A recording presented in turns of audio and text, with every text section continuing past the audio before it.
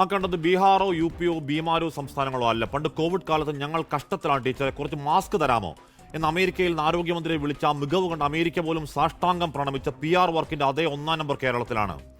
പ്രാണവിപ്രാളത്തിൽ ശ്വാസം മുട്ടിപ്പിടഞ്ഞ് ആരെങ്കിലും ഒന്ന് സഹായിക്കണേ, മരിച്ചു പോകുമേ എന്ന് ആർത്തു കരഞ്ഞിട്ടും ആരുമാരും തിരിഞ്ഞു നോക്കാതെ അകാലത്തിൽ പോയവന് പ്രായം 37 ഉള്ളൂ. ആരെങ്കിലും സഹായത്തിന് വിളിക്കാനുള്ള സമയം പോലും പാഴാക്കാതെ ഭർത്താവിന്റെ ജീവൻ കാക്കാൻ പാതിരാത്രി ഒരു പെൺകുട്ടി സ്കൂട്ടറിൽ ഓടിപ്പാഞ്ഞെത്തിച്ചതാണ്. ഏതോ ഇൻഡെക്സുകളുടെ കൊട്ടത്താപ്പ് കണക്കിൽ നിൽക്കുന്ന ഒരു പരാജയപ്പെട്ട ആളെക്കൊല്ലി സിസ്റ്റത്തിന്റെ വാതിലുകൾ തുറന്നില്ല, അടഞ്ഞേ കിടന്നു, ആരും കണ്ടില്ല. കണ്ടത് CCTV. ഏതോ പട്ടി കയറുന്നു എന്നാണ്. പട്ടിപ്പേടിയിൽ അടച്ചുകുറ്റിയിട്ട് കൂർക്കം വലിച്ചുറങ്ങാനാണെങ്കിൽ ഞങ്ങളുടെ നികുതിപ്പണം ശമ്പളം മേടിച്ച് മുടിപ്പിക്കാതെ രാജിവെച്ചിറങ്ങിപ്പോ. ആയുസ് കാക്കാൻ ജീവന്റെ വരെയുള്ള സമയം കഴിവേറ്റിയ കണ്ണീരിൽ വാതിൽ തുറന്നിട്ടും തെല്ലും പുല്ലും ധിക്കാരം. 5 വയസ്സും 11 വയസ്സുമുള്ള കുഞ്ഞുങ്ങളുടെ അച്ഛൻ ഹോട്ടൽ പണിയും ജ്വല്ലറിയും ഫുഡ് ഡെലിവറിയും അടക്കം രാവന്തിയോളം അധ്വാനിച്ച് അന്തസ്സായി ജീവിച്ച യുവാവ് ഈ സംവിധാനം കൊന്നുകളഞ്ഞ മർഡർ ലിസ്റ്റിലെ അവസാന പേരുകാരനാണ്. തൊട്ടുമുൻപ് കണ്ടതേയുള്ളൂ വേദനാസാക്ഷ്യം പറഞ്ഞ് നെഞ്ചുപൊട്ടി മരിച്ചൊരു വേണു. അനാസ്ഥകളുടെ അക്രമഘോഷയാത്ര എണ്ണി പറഞ്ഞ അന്വേഷണ റിപ്പോർട്ട് ക്ലാരിറ്റിയോടെ പറയുന്നുണ്ട്. അത് മരണമല്ല, ഈ സിസ്റ്റത്തിന്റെ അറുകൊല. ആരോഗ്യ വകുപ്പല്ല, ആരോഗ്യം കെടുത്തുന്ന വകുപ്പിൽ എന്തെങ്കിലും ഉണ്ടായ നടപടി. 5 നയാ പൈസ കുടുംബത്തിന് സർക്കാർ സഹായമില്ല. മാസാമാസം ഇരുചവി അറിയാതെ സഹായിക്കുന്നത് ഷിബു ബേബി ജോൺ. പാലക്കാട്ട് ഓടിക്കളിച്ച് വീണ കുറ്റത്തിന് കൈമുറിച്ച് കളഞ്ഞ കുഞ്ഞിനൊരു കൃത്രിമയ്ക്ക് കൊടുക്കാൻ സഹായിക്കുന്നത് VD സതീശൻ. ഈ കഴകത്തുകെട്ട സംവിധാനം അനാസ്ഥയിൽ കൊന്നുകളഞ്ഞവർക്ക്, കൈമുറിച്ച് കളഞ്ഞവരെ, കത്രിക വെച്ചവരെ സഹായിക്കേണ്ടത് പ്രതിപക്ഷമാണെങ്കിൽ പിന്നെ ഒരു സർക്കാരും അതിലൊരു വകുപ്പ്, ഒരു മന്ത്രി എന്തിനാണോ? ഒറ്റപ്പെട്ട സംഭവങ്ങളുടെ പെരുക്കത്തിൽ ആവർത്തന കൊലകളുടെ ഒരു വല്ലാത്ത കാലം ഇന്നേ വരെ ഇല്ലെങ്കിലും ആ ശവക്കുഴികൾ സാക്ഷ്യമാക്കി നിരക്കണം അടിമക്കൂട്ടം. ശ്വാസം മൂട്ടി നരകിച്ചൊടുങ്ങിയ പാവങ്ങൾക്ക് മുന്നിൽ ആർത്തു വിളിക്കണം പെരുമ്പറ PR. ദാരിദ്ര്യമുക്തം സ്കാൻഡിനേവിയൻ തള്ളിമറി. പ്രിയ പ്രേക്ഷകർക്ക് എൻകൗണ്ടറിലേക്ക് സ്വാഗതം.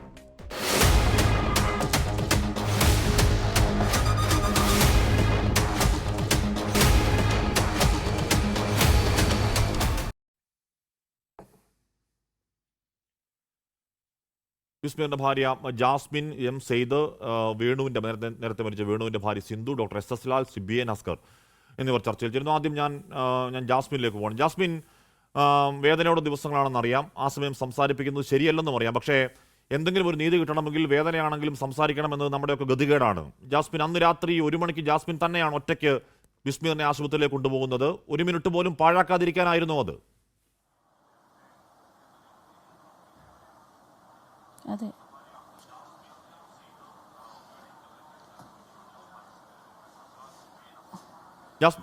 ജാസ്മിൻ കേൾക്കാമോ? ശ്വാസം മുട്ടി അസ്വസ്ഥനാകുന്ന ബിസ്മീറിനും ആ അടഞ്ഞ ഗേറ്റിനും ഇടയിലെ താങ്കളുടെ ഓട്ടം കാണുന്നവർക്കൊക്കെ വേദനയാണ്.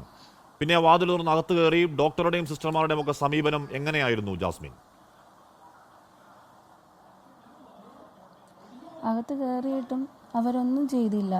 രണ്ടുപേരും, സിസ്റ്ററും ഡോക്ടറും കൂടെ സോഡിയം കുറഞ്ഞതാണോ കാൽസ്യം കുറഞ്ഞതാണോ എന്ന് ചർച്ച ചെയ്യുന്നതല്ലാതെ ഒന്നും ചെയ്തിരുന്നില്ല. പിന്നെ ഞാനാണ് പറഞ്ഞത് ആവി കൊടുക്കാനായിട്ട്. അപ്പോൾ സിസ്റ്റർ വെറുതെ ഒന്ന് സ്വിച്ച് ഓൺ ചെയ്ത് ആവി തരുമായിരുന്നു. ഞാൻ വീണ്ടും ആവശ്യപ്പെട്ടതിന് ശേഷമാണ് ഓക്സിജൻ തന്നത്.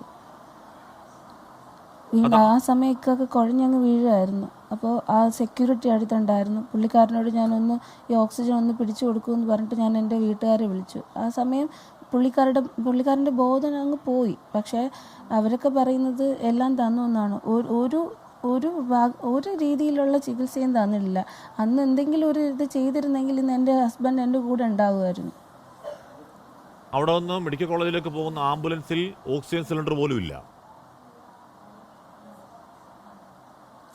ആംബുലൻസിലോട്ട് കയറ്റുന്ന വഴി ഈ പുള്ളി ഫുള്ള് ബോധം പോയിട്ട് മൂക്കിൽ നിന്ന് ഇങ്ങനെ പത വരുന്നുണ്ടായിരുന്നു. ആ സമയം ഞാൻ പറഞ്ഞു ഒന്ന് CPR കൊടുക്കുമെന്ന് ചോദിച്ചിട്ട് ആരും ഒന്നും മൈൻഡ് ചെയ്യുന്നില്ല. അപ്പോൾ അവിടുത്തെ നഴ്സ് എന്നോട് പറഞ്ഞു ഒന്ന് നോയിക്കൊണ്ടിരിക്കാതെ പിടിക്കുമെന്ന് പറഞ്ഞു. അങ്ങനെ എന്നോട് ദേഷ്യപ്പെട്ടു. ഞാനിവിടെ ചേർന്നാണ് ആംബുലൻസിലോട്ട് കയറ്റിയത്. അത് വെറും ഒരു ഓട്ടോറിക്ഷ പോലെ എന്ന് പറയാനേ ഉള്ളൂ. അവിടെ ഓക്സിജനും ഇല്ല, ഒന്നുമില്ല. ആ സമയത്ത് CPR എങ്കിലും ഒന്ന് കൊടുത്തിരുന്നെങ്കിൽ നമുക്ക് ആ ഒരു സമാധാനമെങ്കിലും ഉണ്ടായിരുന്നു. അതും കൊടുത്തിരുന്നില്ല. ആംബുലൻസിലാണെങ്കിൽ ഒരു സൗകര്യം ഉണ്ടായിരുന്നില്ല. അവർ പറയുന്നത് പട്ടി കയറാതിരിക്കാനായിട്ട് ഗ്രില്ല് അടച്ചിട്ടെന്നാണ്. 3 ഗ്രില്ല് അകത്തുനിന്ന് മൂന്ന് വാതിൽ പൂട്ടിയിട്ടാണ് അവർ നിൽക്കുന്നത്. ഒരു പട്ടി 3 വാതിൽ കടന്നങ്ങ് അകത്ത് കയറുമോ? ശരി, പട്ടിയാണെങ്കിൽ പുറത്ത് വന്ന് നിൽക്കുന്നവരും അവർക്ക് പട്ടിയെ പോലെയാണെന്നാണ് എനിക്ക് തോന്നുന്നത്. അല്ല, പട്ടിയെ പോലെയല്ല, പട്ടിയേക്കാൾ പട്ടിയുടെ അത്ര വില പോലും കൊടുക്കുന്നില്ല. അതുകൊണ്ടാണല്ലോ അങ്ങനെ കാണിക്കുന്നത്. ജാസ്മിൻ, ഈ പറയുന്ന അവിടെ നിന്ന് ഈ ദൃശ്യങ്ങൾ കാണാം. ജാസ്മിൻ ശ്വാസം മുട്ടുന്ന ഭർത്താവിനടുത്ത് നിന്ന് ഈ ഗ്രില്ലിലേക്ക് വരുന്നതും അങ്ങോട്ട് പോകുന്നതും പിന്നെ വരുന്നതും പോയി നെഞ്ച് തടവി കൊടുക്കുന്നതും തിരികെ വരുന്നതും ഒക്കെ കാണാം. അവിടെ നിന്ന് ആവർത്തിച്ച് വിളിക്കുന്നുണ്ടല്ലോ, ഭർത്താവും ബിസ്മീറും അവിടെ നിന്ന് കരഞ്ഞു പറയുന്നുണ്ട്. എന്നിട്ട് അകത്തുനിന്ന് ആരാണ് പുറത്തേക്ക് വരുന്നത്? അവർക്ക് പെട്ടെന്ന് ഗ്രില്ല് തുറക്കാൻ പറ്റിയോ? 3 ഗ്രില്ലും ഇല്ല, അവർ ഉറങ്ങിക്കിടക്കുമായിരുന്നു. നന്നായിട്ട് ഉറക്കത്തിലായതുകൊണ്ട് അവർക്ക് വാതിൽ പെട്ടെന്ന് പൂട്ടിങ്ങനെ തുറക്കാൻ പറ്റിയില്ല. അപ്പം ഞാനിങ്ങനെ ആവർത്തിച്ച് വിളിക്കുന്നുണ്ടെന്ന്, ഓടി വരൂ ഓടി വരൂ എന്ന്. അപ്പോൾ എൻ്റെ ഹസ്ബൻഡ് ഇങ്ങനെ ഉറക്കെ രക്ഷിക്കണേ, എനിക്ക് മക്കളുണ്ടെന്ന് പറഞ്ഞിട്ട് കീറി വിളിക്കുന്നത് കേട്ടിട്ട് പുറത്തുനിന്നൊരു സെക്യൂരിറ്റിയാണ് വന്നത്. അയാൾ വന്നു കഴിഞ്ഞതിന് ശേഷമാണ് ഇവർ ഈ 3 ഗ്രില്ലും തുറന്നു വരുന്നത്. ഈ 3 ഗ്രില്ലും നമ്മൾ വീട്ടിൽ പോലും ഒരു വാതിലല്ലേ ഉള്ളൂ, എന്തിനാ ഈ 3 വാതിലൊക്കെ പൂട്ടിയിട്ട് അവർ പോയി കിടന്ന് ഉറങ്ങുന്നത്? അങ്ങനെ ഉറങ്ങാനാണെങ്കിൽ എന്തിനാ നൈറ്റ് ഡ്യൂട്ടിക്ക് അവിടെ ഒരു ഹോസ്പിറ്റൽ വെച്ചിരിക്കുന്നത്? ഇങ്ങനെ രാത്രി ഒരു ചികിത്സാ സംവിധാനം അവിടെ ഇല്ല എന്ന് അറിഞ്ഞിട്ടുണ്ടെങ്കിൽ ഞങ്ങൾ വേറെ എവിടെയെങ്കിലും കൊണ്ടുപോകാമായിരുന്നു. ജീവൻ രക്ഷിക്കാൻ വേണ്ടിയിട്ടുള്ള മരണവെപ്രാളത്തിലാണ് ഞങ്ങൾ അവിടെ കൊണ്ട് ഓടിയത്. അല്ല ജാസ്മിൻ, ഇതിപ്പോൾ അതിനകത്ത് കിടന്നൊരു CPR കൊടുക്കണം. ശ്വാസം മുട്ടുന്ന മനുഷ്യന് ആദ്യം കൊടുക്കേണ്ടത് CPR ആണ്. പ്രാഥമികമായി എന്തെങ്കിലുമൊക്കെ ചെയ്യണം എന്ന് കരുതലില്ലാത്തവർ നേരത്തെ ഗ്രില്ല് തുറന്നിട്ട് എന്താണ് കാര്യം?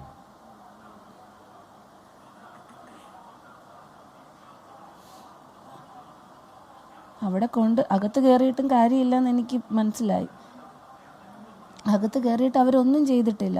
ഒരാളുടെ ജീവൻ രക്ഷിക്കാനായിട്ട് ഒരു ഡോക്ടർ ചെയ്യേണ്ട കുറച്ച് കടമകളുണ്ട്. ഡോക്ടർ ഒന്നും ചെയ്തില്ല. ഇതിൽ എടുത്ത് പറയേണ്ട ആ ഡോക്ടർ വെറുതെ നിന്നു എന്നുള്ളതാണ്. സിസ്റ്ററാണ് കുറച്ച് വഴക്കെങ്കിലും പറയുന്നത്. എന്നെയാണ് പറയുന്നത്, എന്തിനാണ് 2 വീലറിൽ ഇത്രയും സീരിയസ് ആയിട്ടുള്ള ഒരാളെ കൊണ്ടുവന്നു എന്നാണ് ചോദിക്കുന്നത്. ഞാൻ ചോദിക്കട്ടെ, അപ്പോൾ സിസ്റ്ററിന് മനസ്സിലായി ഇത്രയും സീരിയസ് ആയിട്ടുള്ള ഒരാളാണെന്ന്. എങ്കിൽ എന്തുകൊണ്ട് CPR കൊടുത്തില്ല? എന്തിന് എന്നെ മാത്രം ഒറ്റയ്ക്ക് ഒരു പ്രാഥമിക ചികിത്സയും തരാതെ എന്നെ മാത്രം എൻ്റെ ഹസ്ബൻഡിൻ്റെ കൂടെ ഒറ്റയ്ക്ക് പറഞ്ഞയച്ചു? ഇത്രയും സീരിയസ് ആണെന്ന് അവർക്കറിയില്ലേ? അവരുടെ കുടുംബക്കാരല്ലാത്തത് കൊണ്ട് മാത്രമാണോ? ആരോഗ്യമന്ത്രി എന്തോ റിപ്പോർട്ട് ആവശ്യപ്പെടുന്നുണ്ട്. റിപ്പോർട്ടിൽ വരാൻ പോകുന്ന നമുക്ക് നേരത്തെ പറയാം ജാസ്മിൻ. ഒന്നും സംഭവിച്ചിട്ടില്ല, എന്തോ ഗുരുതരമായ ആരോഗ്യ പ്രശ്നമായിരുന്നു, നമുക്ക് മനസ്സിലാവാത്ത എന്തോ ത്രോംബലൈറ്റിസിസ് എന്നൊക്കെ പറയുന്ന ഈ പറഞ്ഞ സാങ്കേതിക പദാവലി അതിലുണ്ടാകും. ആരുടെയും കുറ്റമില്ല. കുറ്റം എന്താണ്? രാക്കാലത്ത് 1 മണിക്ക് അങ്ങോട്ടേക്ക് ഈ സംവിധാനം വിശ്വസിച്ച് കൊണ്ടുപോയ ജാസ്മിൻ്റെ കുറ്റമാവും ലാസ്റ്റ്. നോക്കിയോ?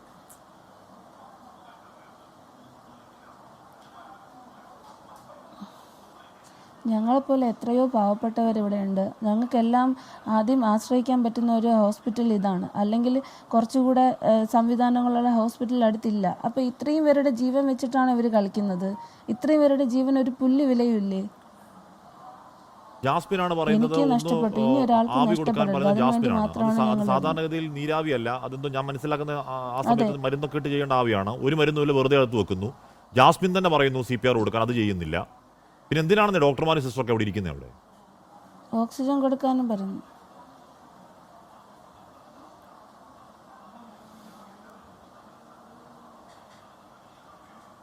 ജാസ്മിൻ, നമ്മൾ ഈ CCTV ദൃശ്യങ്ങൾ കാണിക്കുന്നത് വേദനയാണ് എന്ന് പറഞ്ഞാൽ ഒരു മനുഷ്യൻ ഒരുപക്ഷെ ഉണ്ടാവാനുള്ള ഏറ്റവും വലിയ ബുദ്ധിമുട്ടുള്ള ഒന്നാണ് ശ്വാസം മുട്ട്. അങ്ങനെ വലിയ ശ്വാസം മുട്ടിൽ ഒരു മനുഷ്യൻ അസ്വസ്ഥപ്പെടുന്ന ദൃശ്യങ്ങൾ കാണുന്ന മനുഷ്യർക്ക് മൊത്തം അസ്വസ്ഥതയാണ്, കാണുന്നതൊക്കെ സങ്കടമാണ്. ഈ ഡോക്ടറും സിസ്റ്ററും ഈ എന്താണ് ബിസ്മീർ വലിക്കുന്ന ഈ വലി കണ്ടില്ലേ?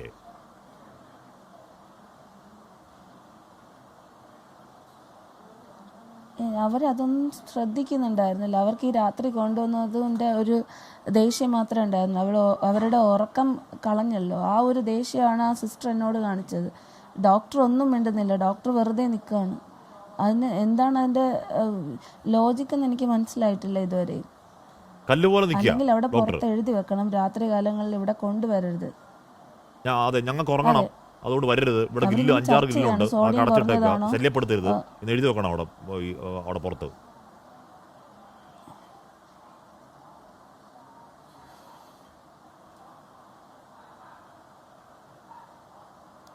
ഞാൻ എത്താം ജാസ്മിൻ, ഒരു ഞാൻ എത്താമേ. അധിക നാൾ മുമ്പല്ല സുഹൃത്തിന് മെഡിക്കൽ കോളേജിൽ താൻ നേരിട്ട നരകയാതന സുഹൃത്തിനോട് പറഞ്ഞ് വേണു മരിച്ചുപോയത്. അന്വേഷണ റിപ്പോർട്ടിൽ കൃത്യമായി പറയുന്നുണ്ട്, വേണമെങ്കിൽ വേണുവിൻ്റെ ജീവൻ രക്ഷിക്കാമായിരുന്നു എന്നാണ്. കൊലയ്ക്ക് കൊടുത്തതാണ് എന്നതിന് മലയാളം. സിന്ധു ചേരുന്നൊരു ഭാര്യ, നമ്മൾ അന്ന് സംസാരിച്ചാണ്. സിന്ധു, തികഞ്ഞ അനാസ്ഥയാണ് എന്ന് വ്യക്തമായിട്ടും ഏതെങ്കിലും ഒരു നടപടി ഇതുവരെ ഇല്ല, ഏതെങ്കിലും സർക്കാർ സഹായം നിങ്ങൾ കിട്ടിയിട്ടില്ല. മറിച്ചൊരു അനുഭവം ഇവിടെ നമ്മുടെ കൂടെ ഇരിക്കുന്ന ബിസ്മീറിൻ്റെ ഭാര്യയ്ക്ക് ഉണ്ടാകും എന്ന് കരുതുന്നുണ്ടോ സിന്ധു?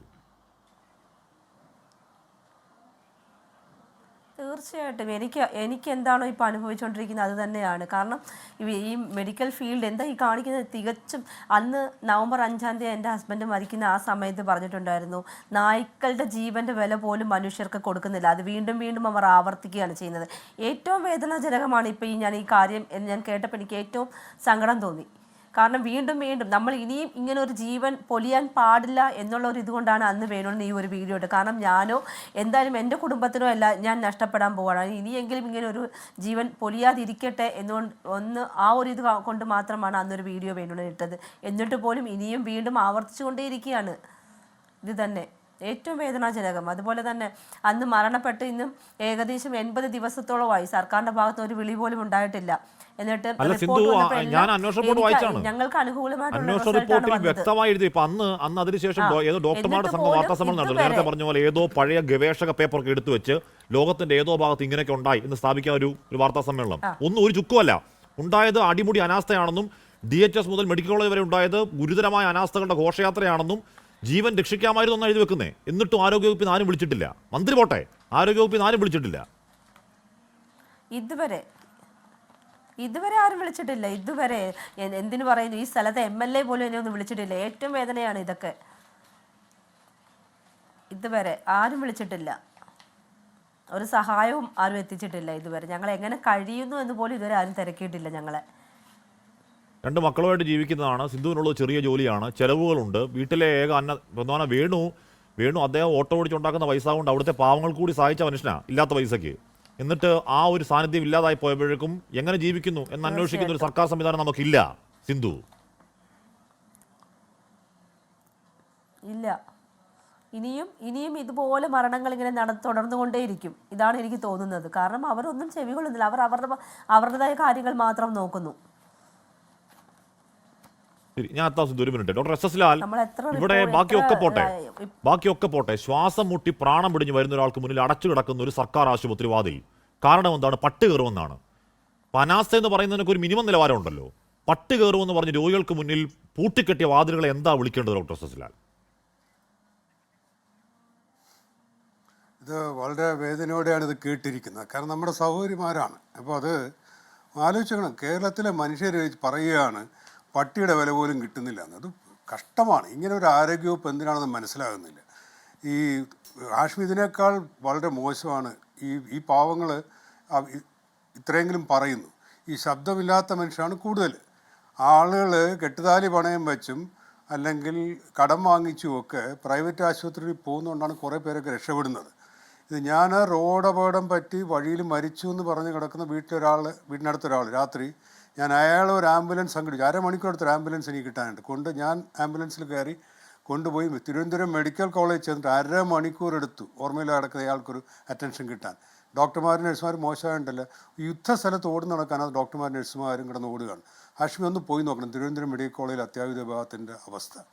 അവിടെ പോലും ആവശ്യത്തിന് സ്റ്റാഫില്ല. പിന്നെ ഇതുപോലത്തെ CH എന്ന് പറഞ്ഞാൽ ആ സൗകര്യമാർ പറഞ്ഞത് ശരിയാണ്. അല്ലെങ്കിൽ ചികിത്സയില്ലെന്ന് എഴുതി വെക്കണം. ചിലയിടത്ത് എഴുതി വെച്ചിട്ടുണ്ട്.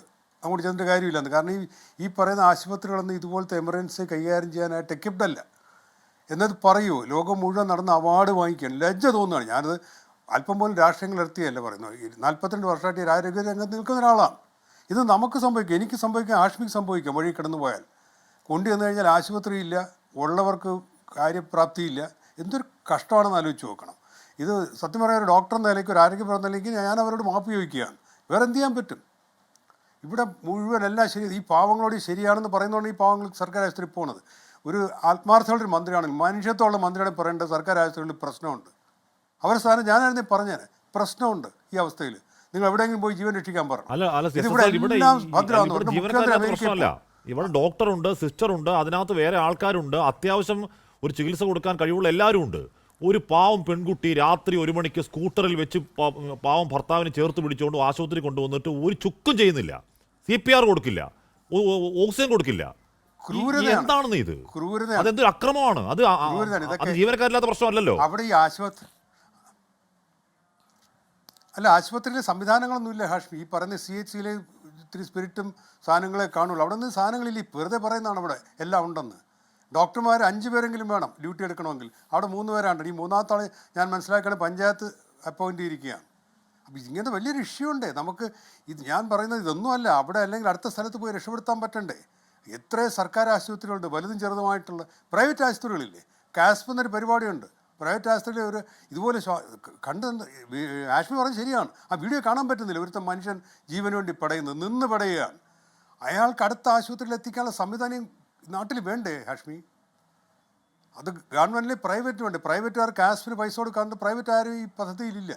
കണ്ണാശുപത്രികളും മറ്റതൊക്കെ ഉള്ളൂ. വളരെ ഞാനിത് പറയുന്നത് ദിവസവും അനുഭവിക്കുന്ന ഒരു യാഥാർത്ഥ്യമാണ്. മനുഷ്യർക്ക് എനിക്കറിയാവുന്ന ഒരു കോൺഗ്രസ് സാധാരണ നേതാവിൻ്റെ മോന് 35 ലക്ഷം രൂപ കോപ്പറേറ്റീവ് സൊസൈറ്റിയിൽ നിന്ന് ലോൺ എടുത്ത് രക്ഷപ്പെടുത്തിയിരിക്കുകയാണ്. മെഡിക്കൽ കോളേജ് സെൻ്റർ അവിടെ ഇല്ലാത്തതുകൊണ്ട് അവർ പറഞ്ഞ് ഏതെങ്കിലും പ്രൈവറ്റ് ആശുപത്രി കൊണ്ടുപോയി. ഇത് ദിവസമുള്ള യാഥാർത്ഥ്യമാണ്. മെഡിക്കൽ കോളേജ് എന്ന് പറയുന്നത് ഇപ്പോൾ പ്രൈവറ്റ് ആശുപത്രിയിലേക്ക് റെഫർ ചെയ്യുന്ന ആശുപത്രികളായി മാറിയിരിക്കുകയാണ്. മനുഷ്യൻ രക്ഷപ്പെടുത്തണമെങ്കിൽ പ്രൈവറ്റിൽ പോകേണ്ട അവസ്ഥയാണ്. സകലതും കേരളത്തിൽ അറിയാമോ ഹാഷ്മിക്ക്? സ്വന്തം പോക്കറ്റിനുള്ള ചിലവ് 60% ആരോഗ്യ ചിലവ്. ഇന്ത്യയുടെ ഇരട്ടിയിൽ കൂടുതലാണ്. ഒരു സംവിധാനവും ഇല്ല. നമ്മളിത് ഈ ഒറ്റപ്പെട്ട സംഭവങ്ങളും അല്ലത്.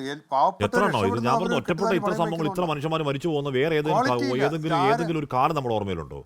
ഒറ്റപ്പെട്ട സംഭവങ്ങൾ മനുഷ്യന്മാർ ഇങ്ങനെ മരിച്ചു പോയിക്കൊണ്ടേയിരിക്കുക. ഒറ്റപ്പെട്ട സംഭവങ്ങൾ മനുഷ്യന്മാരുടെ കൈ മുറിച്ച് കളയുക. ഒറ്റപ്പെട്ട സംഭവങ്ങൾ മനുഷ്യന്മാരുടെ വയറ്റിനകത്ത് കത്രി വെച്ച് തുന്നുക. ഒറ്റപ്പെട്ട സംഭവങ്ങൾ വയറിനകത്ത് പ്രസവം കഴിയുമ്പോഴേക്കും എന്തോ തുണിയൊക്കെ വെച്ച് തുന്നിക്കെട്ടുക. ഒറ്റപ്പെട്ട ഇത്ര സംഭവങ്ങൾ കേട്ട കാലമുണ്ടോ ശ്രീ SS ലാൽ? അങ്ങനെ ഉണ്ടോ ഒറ്റപ്പെട്ട സംഭവങ്ങൾ? ഇത് ചോദ്യമില്ല.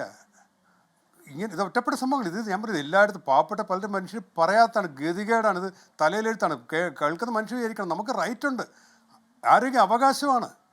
ഇത് കൈയും കാലും ഒക്കെ മുറിഞ്ഞ് ആശുപത്രിയിൽ തന്നെ മുറിഞ്ഞു പോവുക, പട്ടിയുടെ പോലെ പരിഗണന കിട്ടുക, മെഡിക്കൽ കോളേജ് ചെന്ന് പുഴുവരിക്കുക എന്ന് പറഞ്ഞാൽ ഈ മന്ത്രിമാർ റോഡ് ഇറങ്ങി നടക്കാൻ സമ്മതിക്കാൻ പാടില്ലാത്തതാണ്. ജനകീയ പ്രക്ഷോഭണം ഉണ്ടാകണം. നമ്മുടെ ടാക്സാണ് ഈ മന്ത്രിയുടെ ശമ്പളവും ഈ ഇരിക്കുന്ന സകല ഡോക്ടറായാലും നഴ്സായാലും അറ്റൻഡറായാലും അവരുടെ ശമ്പളം ടാക്സാണ്. നോക്കൂ, ആ ദൃശ്യങ്ങൾ കാണിക്കാതിരിക്കുകയാണ് നല്ലത്. കാര്യം ഒരു മനുഷ്യൻ നിന്ന് പിടയുക, ഒരു മനുഷ്യൻ നിന്ന് ശ്വാസം കിട്ടാതെ കയ്യും കാലും എടുത്ത് പിടയുകയാണ്, കരയാണോ, ആരെങ്കിലും ഒന്ന് രക്ഷിക്കുമോ, എനിക്ക് മക്കളുണ്ട് മരിച്ചു പോകും എന്ന് ഒരു മനുഷ്യൻ കരയുകയാണ്. അവർക്ക് മുന്നിൽ 3 ഗ്രില്ലുകൾ പട്ടി കയറുന്ന അടച്ചു കിടക്കണം. അകത്ത് കിടന്ന് ഉറങ്ങാൻ ഡോക്ടറും സിസ്റ്ററും. ലാസ്റ്റ് ഒരു സെക്യൂരിറ്റി വന്ന് അകത്തോട് കൊണ്ടുപോയിട്ട് എന്തെങ്കിലും ചെയ്തോ? ഒരു ചുക്ക് ചെയ്തില്ല. അവിടെ മെഡിക്കൽ കോളേജിൽ എത്തി മരിച്ചു. കാര്യം അവിടെ പോകുമ്പോഴേ പറയുന്നത് 20 മിനിറ്റ് മരിച്ചു എന്നാണ് പറയുന്നത്. എന്തൊരു കഷ്ടമാണ്. ബിബിൻ അസ്കർ, ഇത് ഈ സംഭവം നമ്മുടെ മേഘനാ മുരളിയുടെ ഒക്കെ ശ്രദ്ധയിൽപ്പെടുകയും അത് വാർത്തയാവുകയും ദൃശ്യങ്ങൾ പുറത്തു വരികയും ചെയ്തപ്പോൾ ആരോഗ്യമന്ത്രി വീണ ജോർജ് റിപ്പോർട്ടങ്ങ് ആവശ്യപ്പെട്ടു. ആനക്കാര്യമുള്ള റിപ്പോർട്ട് ആവശ്യപ്പെടൽ. എനിക്ക് തോന്നുന്നു ആരോഗ്യമന്ത്രിയുടെ ഓഫീസിൽ റിപ്പോർട്ട് ആവശ്യപ്പെടുന്ന പേപ്പർ ഇങ്ങനെ ഫോട്ടോഷാറ്റ് അടിക്കടിക്ക് വെച്ചേക്കാണ്. ഓരോ സംഭവം ഓരോ റിപ്പോർട്ടങ്ങ് ആവശ്യപ്പെടും. വലിയ കാര്യമാണല്ലോ റിപ്പോർട്ട് ആവശ്യപ്പെടൽ. ഈ ഇരിക്കുന്ന സിന്ധു ഉണ്ടല്ലോ, സിന്ധു 2 മക്കളുമായി ജീവിക്കുന്നതാണ്. സിസ്റ്റത്തിൻ്റെ അനാസ്ഥയിൽ മരിച്ചുപോയ വേണുവിൻ്റെ ഭാര്യയാണ്. 5 നയാ പൈസ സർക്കാർ കൊടുത്തിട്ടില്ല. എന്തെങ്കിലും പുറത്തോട്ട് ശരിയാണെന്ന് എന്തെങ്കിലും ഒരു സഹായം ഉണ്ടാവുന്നത് ഷിബു ബേബിജോന്റെ ഭാഗത്തു നിന്നാണ്. രമേശ് ചെന്നിത്തല അങ്ങോട്ടേക്ക് പോയി. പാലക്കാട് ഒരാളെ കൈ മുറിച്ചു, ഒരു കുഞ്ഞിൻ്റെ കൈ മുറിച്ചു. ഈ പറയുന്ന കൃത്രിമ കൈ വെക്കാൻ പ്രതിപക്ഷ നേതാവ് അതിൻ്റെ ഫണ്ട് മുഴുവൻ അക്കൗണ്ടിലേക്ക് വീട് അന്ന് വൈകിട്ട് പ്രഹസന പ്രഖ്യാപനമുണ്ട് ആരോഗ്യമന്ത്രിയുടെ, എന്തോ ചികിത്സാ സഹായം എന്ന് പറഞ്ഞിട്ട്. 5 പൈസ സർക്കാർ കൊടുക്കില്ല. ബിബിൻ അസ്കർ ഒരു ചുക്കും ചെയ്യില്ല. ആകെ ചെയ്യുന്നത് എന്താണ്? ഈ പറഞ്ഞ റിപ്പോർട്ട് ആവശ്യപ്പെടലാണ്. എന്തൊരു അക്രമമാണ് അസ്കർ.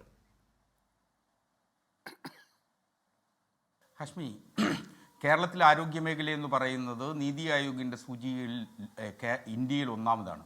ലോകത്തിൻ്റെ വിവിധ ഭാഗങ്ങളിൽ നിന്ന് ആരോഗ്യ മേഖലയിൽ കേരളത്തേക്ക് നിരവധി പുരസ്കാരങ്ങളുടെ ഫലകങ്ങൾ ശ്രീമതി സഖാവ് വീണ ജോർജിൻ്റെ സ്വീകരണ മുറിയിലെ ചില്ലലമാരയിൽ സൂക്ഷിച്ചു വെച്ചിട്ടുണ്ട്. വേണുവിൻ്റെയോ അതല്ലെങ്കിൽ ബിസ്മീറിൻ്റെയോ മരണങ്ങൾ, വേദനിപ്പിക്കുന്ന ആ മരണങ്ങൾ, അത് അവരെ സംബന്ധിച്ച് പുരസ്കാരങ്ങളല്ലാത്തതുകൊണ്ട് അതൊക്കെ തിരസ്കരിച്ചുകൊണ്ടാണ് ആരോഗ്യ മേഖല മുന്നോട്ട് പോകുന്നത്. ഞാനത് അടച്ചാക്ഷേപിക്കാൻ ഉദ്ദേശിച്ചല്ല ഇത് പറയുന്നത്. എന്തുകൊണ്ടെന്നാൽ 1ാം പിണറായി സർക്കാരിൻ്റെ കാലത്തായിരുന്നു സഖാവ് KK ശൈലജ മികച്ച ആരോഗ്യമന്ത്രി എന്ന നിലയിൽ ഒരു വലിയ PR എക്സസൈസ് നടത്തിയിട്ടുണ്ട് എന്നാണ് എനിക്ക് സംശയമുള്ളത്.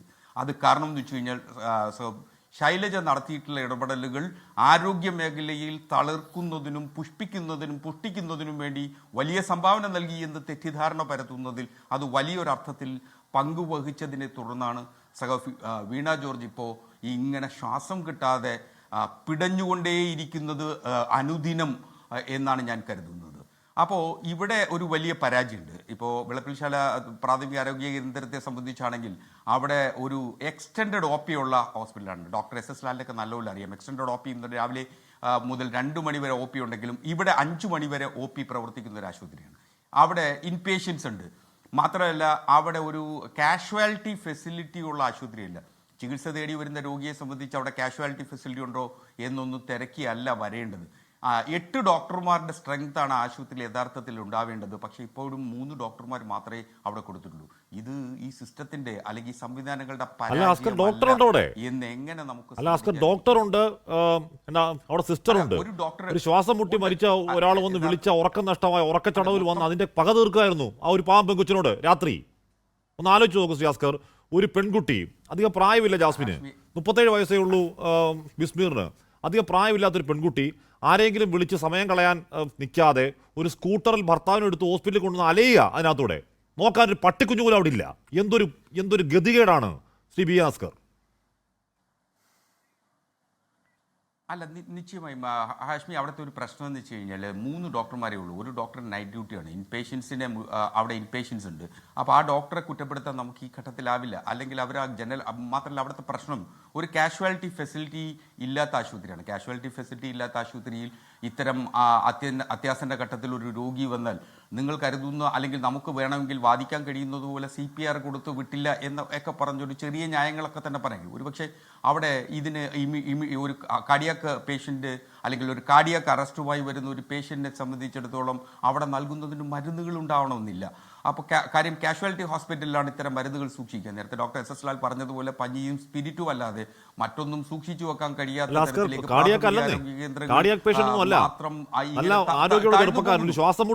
ശ്വാസം മുട്ടി മരിച്ചു പോയതാ, ശ്വാസം കിട്ടാതെ മരിച്ചു പോയതാ, അത് മാത്രമേ ഉള്ളൂ. അല്ലാതെ ഒരു കാർഡിയാക് അറസ്റ്റ് ഉണ്ടായില്ല. അല്ല കാശ്മീർ 2 ദിവസം മുമ്പ് ഈ പേഷ്യൻ്റ് തന്നെ അവിടെ ചികിത്സയ്ക്ക് വരികയും അടുത്ത ദിവസം ഫിസിഷ്യനെ കാണണമെന്ന് നിർദ്ദേശിച്ചു വിട്ടു എന്നാണ് ഞാൻ മനസ്സിലാക്കുന്നത്.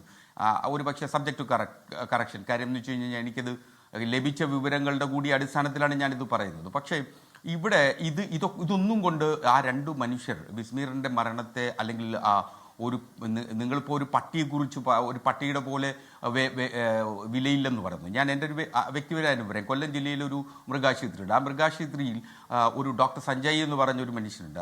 സർജനാണ് അദ്ദേഹം. 2 മണി മുതൽ രാത്രി 8 മണി വരെയൊക്കെ സർജറി ചെയ്ത് വിശ്രമമില്ലാതെ പണിയെടുക്കുന്ന ഒരു ഡോക്ടറാണ്. അപ്പോൾ ആ ഡോക്ടർ അവിടെ വിവിധ തരത്തിലുള്ള മൃഗങ്ങൾ ചികിത്സയ്ക്കായി കൊണ്ടുവരികയും അവിടെ കാണിക്കുന്ന സഹാനുഭൂതിയും കരുണയും, അവിടെയും ഒരുപാട് പരിമിതികളുണ്ട്, സിറിഞ്ചടക്കമില്ലാത്ത സാഹചര്യങ്ങളുണ്ട്. പക്ഷേ എന്നിരുന്നാൽ പോലും വരുന്ന ഒരുപക്ഷെ തെരുവിൽ നിന്ന് വീണ് കിട്ടിയ ഒരു പൂച്ചയെ പോലും കൊണ്ടുവന്ന് സ്വന്തം കയ്യിൽ നിന്ന് പണം കൊടുത്ത് സിറിഞ്ചും മരുന്നും വാങ്ങിക്കൊടുത്ത് ചികിത്സ തേടേണ്ടി വന്നിട്ട് പോലും അത്തരം മൃഗസ്നേഹികളുള്ള ഒരു നാട്ടിലാണ് ഒരു മനുഷ്യൻ ശ്വാസം കിട്ടാതെ പിടഞ്ഞ് ഒരു വീഴേണ്ടി വരുന്ന ഗതികേടിലേക്ക് നമ്മുടെ സംസ്ഥാനം ചെന്നെത്തിയിരിക്കുന്നത് എന്നുള്ളതാണ്. ഇതൊക്കെ ഒരു തരത്തിലുമുള്ള PR എക്സസൈസ് കൊണ്ട് നടന്നു കയറാനാവുന്നതല്ല. അർഹമായ നഷ്ടപരിഹാരം ഇവർക്ക് നൽകേണ്ടതിൻ്റെ സാഹചര്യമുണ്ട്. അതല്ലെങ്കിൽ ഏറ്റുപറച്ചിലുകൾ, തനിക്ക് പറ്റിപ്പോയ പിശകുകളെ സംബന്ധിച്ച് പൊതുമധ്യത്തിൽ ഏറ്റുപറയാനുള്ള അല്പം കാരുണ്യമെങ്കിലും ഒന്നും ഉണ്ടാവില്ല. കാര്യം എന്താ അറിയോ, ഇപ്പൊ ഇത് ഒരു ഓടിക്കളിച്ച് വീണ കുറ്റത്തിന് ഒരു കുഞ്ഞിന്റെ കൈ മുറിച്ച് മാറ്റി. ആശുപത്രിയിലെ തികഞ്ഞ അനാസ്ഥയാണ് എന്ന് പകൽ പോലെ വ്യക്തമായിട്ടും പിന്നാലെ നടന്നൊരു സാഹചര്യം സർക്കാർ തിരിഞ്ഞു നോക്കിയിട്ടില്ല. ഒടുവിൽ പ്രതിഷേധം ശക്തമാകുമ്പോഴാണ് ദുരിതാശ്വാസ നിധിയിൽ നിന്ന് എത്രയോ 2 ലക്ഷം രൂപ എന്തോ കൊടുക്കുകയാണ്. കുഞ്ഞിന്റെ കൈമാറ്റി വെക്കാനുള്ള ചെലവ് 6-7 ലക്ഷം രൂപ വരും. തിരിഞ്ഞു നോക്കിയിരുന്നില്ല. ലാസ്റ്റ് പ്രതിപക്ഷ നേതാവ് അവിടെ ഇടപെട്ട് ഈ പറയുന്ന സംവിധാനങ്ങളെ വിളിച്ച്, കൃത്രിമ കൈ ഉണ്ടാക്കാനുള്ള ആൾക്കാരെ വിളിച്ച് അക്കൗണ്ടിലേക്ക് പണം ഇട്ട് കൊടുക്കുമ്പോൾ നാളെ മറ്റന്നാൾ ആ കുഞ്ഞിന് കൈവരികയാണ്. പ്രതിപക്ഷ നേതാവ് നടത്തിയതാ. ഇടപെടൽ നടത്തി ഈ ഫണ്ട് അക്കൗണ്ടിലേക്ക് വരുന്ന അന്ന് വൈകിട്ട് ഇറങ്ങുന്നുണ്ട് ആരോഗ്യവകുപ്പിൽ നിന്നൊരു ഉത്തരവ്, ഒരു ഉടായ്പ് കളിപ്പിക്കുന്ന ഉത്തരവ്. കഷ്ടമാണ്. ശ്രീ സെയ്ദ്, ഈ എന്താണ് അവിടെ യഥാസമയത്ത് ഈ ആദ്യത്തെ 6-7 മിനിറ്റ് എന്ന് പറയുന്നത് ഒരു ജീവൻ രക്ഷിക്കാനുള്ള ഗോൾഡൻ മിനിറ്റുകളാണ്. ഒരു ഇടപെടൽ ഉണ്ടായിരുന്നെങ്കിൽ അങ്ങയുടെ അളിയൻ അല്ലെങ്കിൽ അങ്ങയുടെ ഭാര്യ സഹോദരൻ ഇപ്പോഴും ജീവനോടെ ഉണ്ടാകുമായിരുന്നു. ശ്രീ സെയ്ദ്. അതെ, തീർച്ചയായും. ഒരു ഗവൺമെൻറ് ഹോസ്പിറ്റലിൽ പൂട്ടിയിടാനായിട്ട് ആരാണ് ഇവർക്ക് ഓർഡർ കൊടുത്തത്? എൻ്റെ ഫസ്റ്റ് ക്വസ്റ്റ്യൻ അതാണ്. ഒരു ഗവൺമെൻറ് ഹോസ്പിറ്റലിൽ എങ്ങനെ പൂട്ടിയിടാം? അവർ പേയ്മെൻറ്റ് വാങ്ങുന്നില്ല, അന്നത്തെ ശമ്പളം അവർക്ക് കൊടുക്കുന്നില്ലേ? Duty ഡോക്ടറുണ്ട്, duty നേഴ്സുണ്ട്. അവരെങ്ങനെയാണ് പൂട്ടിയിട്ടത്? അവർ പോയിട്ട് 5 മിനിറ്റ് ഒരാളുടെ ജീവൻ രക്ഷിക്കാൻ ജസ്റ്റ് ഒരു 10 സെക്കൻഡ് അല്ലെങ്കിൽ 30 സെക്കൻഡ് ആയിക്കോട്ടെ, 5 മിനിറ്റിന് മേളിൽ അവിടെ കിടന്ന് ഒരു പെൺകുച്ച് 2 കിലോമീറ്ററോളം വണ്ടി ഓട്ടിച്ച് കൊണ്ടുപോയി എത്തിച്ചിട്ട് ആ പടിവാതിൽക്കൽ നിന്ന് അകത്തോട്ട് കയറാനായിട്ട് അവർക്ക് കഴിഞ്ഞില്ല. അത് ഓപ്പണായിട്ടിരുന്ന കൂടിയും ഡോക്ടറിനെ അടുത്തുകൊണ്ട് ഇരുത്തിയ കൂടിയും പുള്ളി ഇപ്പോഴും ജീവനോടുണ്ടായിരുന്നതാണ്. പട്ടി കയറാതിരിക്കാൻ 1 ഗ്രില്ല് അടച്ചിട്ടാ പോരെ? എന്തിനാണ് 3 ഗ്രില്ല്? എന്തിനാണ് പൂട്ട്? എന്തിനാ അവർക്ക് ഡ്യൂട്ടി ഇടണം? അവർ വീട്ടിൽ കിടന്ന് തുടങ്ങിയാൽ പോരെ? ഇവരുടെ ഡ്യൂട്ടിയുടെ ആവശ്യമില്ലല്ലോ. പട്ടിയല്ലേ മെയിൻ അവർക്ക്. നൈറ്റ് ഡ്യൂട്ടിക്ക് പേയ്മെൻറ്റ് വാങ്ങുന്ന ഒരാൾ അവരവരുടെ ഡ്യൂട്ടി ചെയ്ത് കഴിഞ്ഞാൽ ഇത്രയും സംഭവം ഉണ്ടാകത്തില്ല. ആ വീഡിയോ കൃത്യമായിട്ട് കാണാം. എൻ്റെ പെങ്ങളെ പോകുന്നുണ്ട്, 4 വട്ടം 5 വട്ടം പോകുന്നുണ്ട്, കോളിംഗ് ബെൽ അടിക്കുന്നു. ഈ വിളപ്പിൽ പഞ്ചായത്തിൽ ആ വിളപ്പിശ്ശേരി ഹോസ്പിറ്റലിനെ കുറിച്ച് ആരും നല്ല വർത്തമാനം പറയത്തില്ല. കാരണം ആര് പോയാലും എമർജൻസി പോയാൽ കൂടിയും അവിടെ പോയിട്ട് കോളിംഗ് ബെൽ അടിക്കും. അതായത് ഈ വിരുന്ന് പോകത്തില്ലേ നമ്മൾ, വിരുന്ന് പോയിട്ട് നമ്മൾ ആഹാരം കഴിക്കാൻ വിളിക്കുന്നത് അതുപോലെ കോളിംഗ് ബെൽ അടിച്ച് അതിന് ശേഷമാണ് പറഞ്ഞത്. എപ്പോഴും രാത്രി അങ്ങനെ തന്നെ. ഇത് ഈ റൂൾ എവിടെ എന്നും നാട്ടിൽ മൊത്തം പറയുന്ന ഇതാണ്. രോഗികളില്ല, ഇവർ പൂട്ടിയിടും, കിടന്നുറങ്ങും. പേഷ്യൻ്റ് വന്നു കഴിഞ്ഞാൽ കോളിംഗ് ബെൽ അടിക്കുക, ഇവർ ഇറങ്ങി വരും. ഇതാണ് ഇവിടെ സ്ഥിരം ഉള്ളത്. ഇതേ നേരത്തെ സംസാരിച്ച പുള്ളി പറഞ്ഞായിരുന്നു അതിന് ഒരു ദിവസം മുമ്പ് കൊണ്ടുപോയായിരുന്നു, ട്രീറ്റ്മെൻറ്റ് കൊടുത്തായിരുന്നു. ഓക്കെ, 17-ാം തീയതി പോയ പുള്ളിക്ക് ട്രീറ്റ്മെൻറ്റ് കൊടുത്തെങ്കിൽ 2:30 മണിക്ക് കൊടുത്തെങ്കിൽ എന്തുകൊണ്ട് 19-ാം തീയതി ഇല്ല? അന്ന് ഉറങ്ങിപ്പോയോ? 17-ാം തീയതി പുള്ളി പോയിട്ട് ഈ ആവി പിടിക്കുകയും ഇഞ്ചക്ഷൻ ഇടുകയും പുള്ളി വന്നു, പുള്ളി 2 ദിവസം ജോലിക്ക് പോയി. എന്തുകൊണ്ട് അതേ ട്രീറ്റ്മെൻറ്റ് 19-ാം തീയതി കൊടുത്തില്ല? ഉറങ്ങിപ്പോയി. ഉറക്കം നഷ്ടപ്പെട്ടപ്പോഴത്തേക്ക് ദേഷ്യമായപ്പോഴത്തേക്ക് പകയായി, പിന്നെ തെല്ലും പുല്ലുമായി. അങ്ങനെ പിന്നെ ഈ പറയുന്ന ഒരു ഓക്സിജൻ സിലിണ്ടർ ശ്വാസം മുട്ടുന്ന മനുഷ്യന് ഒന്നും ചെയ്യാതെ ആംബുലൻസ് കയറ്റി വിടാന്ന് എന്നാ പിന്നെ പെട്രോൾ വിളിച്ച് കയറ്റി വിട്ടാ. സിന്ധു അന്ന് മെഡിക്കൽ കോളേജിൽ സിന്ധു അനുഭവിച്ച ഏതാണ്ട് അതേപോലൊക്കെ ഈ ജാസ്മിൻ അനുഭവിക്കുന്നുണ്ട്. സിന്ധു അന്ന് പോയി എന്തെങ്കിലും ഒന്ന് എന്ന് കേണപേക്ഷിച്ച് ഒന്നും ചെയ്തിട്ടില്ല. ഇവിടെയും ശ്വാസം മുട്ടുന്ന ഭർത്താവിന്റെ ജീവൻ രക്ഷിക്കാൻ കഴിയാവുന്നതിന് പരമാവധി ജാസ്മിൻ ചെയ്യുന്നുണ്ട്. അതുകൊണ്ട് നിസ്സഹായരായ ഭാര്യമാരുടെ വേദന കൂടി കേരളം കാണുന്നുണ്ട് ഭർത്താക്കന്മാർ മരിച്ചു പോകുമ്പോൾ. സിന്ധു,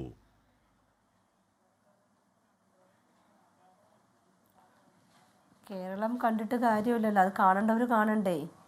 ഇന്നും കാരണം നഷ്ടം സംഭവിക്കുന്ന കുടുംബത്തിന് മാത്രമേ ഉള്ളൂ, അവർ മാത്രമേ അറിയുന്നുള്ളൂ നഷ്ടം എന്താണെന്നുള്ളത്. ബാക്കിയുള്ളവരാരും നഷ്ടത്തിന്റെ വേദന അറിയുന്നില്ല. അതിനിടയിൽ ഒരു പട്ടികജാതി കമ്മീഷൻ എന്തോ അദാലത്തുണ്ടായി. അദാലത്തുണ്ടാവുന്ന എന്തിനാണ്? അദാലത്ത് ഉണ്ടാവുന്ന ഒരു പ്രശ്നപരിഹാരത്തിനാണ്. നിങ്ങളെ അങ്ങോട്ടേക്ക് വിളിക്കുകയാണ്. നിങ്ങൾ എന്ത് പ്രശ്നം ഉണ്ടാക്കിയാണ് പരിഹരിക്കേണ്ടത്? നിങ്ങൾക്ക് പ്രശ്നം ഉണ്ടാക്കിയതാണ് ഈ സർക്കാർ സംവിധാനം. അങ്ങോട്ടേക്ക് വരണം, വീട്ടിലേക്ക്. അത് മാത്രമല്ല, ഈ ഒരു വ്യക്തി മരണപ്പെട്ടത് മെഡിക്കൽ കോളേജുമായിട്ട് ഞാനൊരു കോംപ്രമൈസിനല്ല ഞാൻ അവിടെ പോയത്. അദാലത്തിൽ വെക്കുന്നത് ഒരു കോംപ്രമൈസിന് വേണ്ടിയിട്ടുള്ള കാര്യങ്ങളാണ് അവിടെ അദാലത്തിൽ വെക്കുന്നത്. എന്നെ വിളിച്ചിട്ട് ആദ്യമേ ചോദിക്കുന്നു ജീവൻ രക്ഷിക്കാൻ എന്തിനു വന്നു. ഞാൻ ചോദിച്ചു, ഞാൻ ഇങ്ങനെ ഹസ്ബൻഡിൻ്റെ മരണമായിട്ട് ബന്ധപ്പെട്ട് വന്നതാണ്, അത് ഏത് ഹോസ്പിറ്റലിൽ കൊണ്ടുപോയി? മെഡിക്കൽ കോളേജിൽ. ആദ്യമേ എന്നോട് ചോദിച്ച ചോദ്യം ജീവൻ രക്ഷിക്കാനാണെങ്കിൽ എന്തിനു മെഡിക്കൽ കോളേജിൽ കൊണ്ടുപോയി എന്നാണ് എന്നോട് ചോദിച്ച ചോദ്യം. തികച്ചും അതായത് ഏറ്റവും ഒരു മാനസിക വിഷമം തോന്നി ആ ഒരു ചോദ്യം. കാരണം മെഡിക്കൽ കോളേജ് ആർക്ക് വേണ്ടിയുള്ളതാണ്? പാവപ്പെട്ടവർക്ക് വേണ്ടിയുള്ളതാണ് എന്നാണ് ഞാൻ കരുതിയത്. പക്ഷേ എന്നോട് ചോദിച്ച ആദ്യത്തെ ചോദ്യം എന്തിനു വേണ്ടി? ജീവൻ രക്ഷിക്കാനാണെങ്കിൽ എന്തിനു വേണ്ടിയിട്ട് മെഡിക്കൽ കോളേജിൽ കൊണ്ടുപോയി? മെഡിക്കൽ കോളേജിൽ ഇങ്ങനെയുള്ള ഒരു ഇതില്ലെങ്കിൽ അവരവിടെ എഴുതി വെക്കണം, ഇങ്ങനെയുള്ള പേഷ്യൻസ് നോക്കുന്നില്ല, എമർജൻസി പേഷ്യൻസിനെ നോക്കുന്നില്ല, വല്ല പനിയോ ചുമയോ ഇതൊക്കെ ആണ് നോക്കുകയാണെങ്കിൽ അത് മാത്രം എഴുതി വെച്ചാൽ പോരെ? നമ്മൾ ജീവൻ രക്ഷിക്കണേ വേറെ ഏതെങ്കിലും ഹോസ്പിറ്റലിൽ കൊണ്ടുപോയതിനായിരുന്നു, ഉള്ളത് വിറ്റ് പറക്കിയെങ്കിലും ജീവൻ രക്ഷിച്ചതിനായിരുന്നു. ഇതിനൊന്നും നമുക്ക് അവർ സമയം പട്ടികജാതി കമ്മീഷൻ അദാലത്തിൽ പോകുമ്പോൾ ആദ്യ ചോദ്യം സിന്ധു പറയാണ്, ജീവൻ രക്ഷിക്കാനാണ് കൊണ്ടുപോയതെങ്കിൽ ജീവൻ രക്ഷിക്കാൻ എന്തിനാണ് മെഡിക്കൽ കോളേജിലോട്ട് കൊണ്ടുപോയത് എന്ന് ചോദിക്കുകയാണ്. അപ്പോൾ കുറ്റം സിന്ധുവിൻ്റെ ആയല്ലോ. ആ കുറ്റം ചെയ്യുന്ന, അപരാധം ചെയ്യുന്ന ഒരുപാട് പാവങ്ങളുണ്ട്. പാവങ്ങളായതുകൊണ്ട് അങ്ങോട്ടൊക്കെ പോകുന്നതാണ്. എന്തെങ്കിലുമൊക്കെ സഹായം ഇവർക്ക് ചെയ്യുക സർക്കാർ, ആരോഗ്യവകുപ്പെ. എൻകൗണ്ടർ പൂർണ്ണമാകുന്നു. പ്രിയ പ്രേക്ഷകർക്ക് ശുഭരാത്രി എന്ന് പറയുന്നില്ല, അസ്വസ്ഥനാണ്. അതുകൊണ്ട് താങ്ക് യു.